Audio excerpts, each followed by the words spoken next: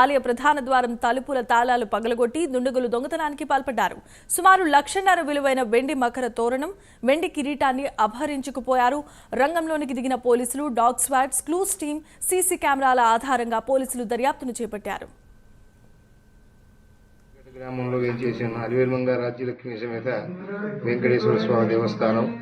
ఈ దేవస్థానంలో మేము వంశపారంపర్యంగా ఆ గుళ్ళు అర్చకత్వం చేస్తున్నాం.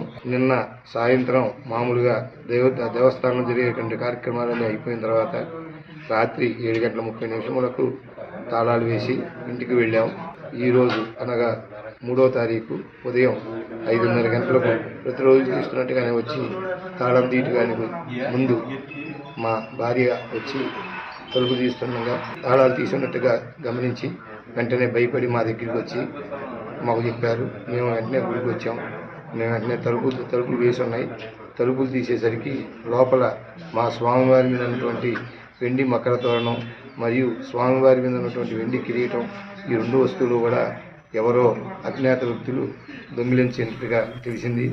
కాబట్టి మా యొక్క వస్తువుల్ని ఆచూకీ తెలుసుకుని మా యొక్క వస్తువుల్ని పట్టి మాకు అప్పచెప్పవలసిందిగా ప్రకటించారు.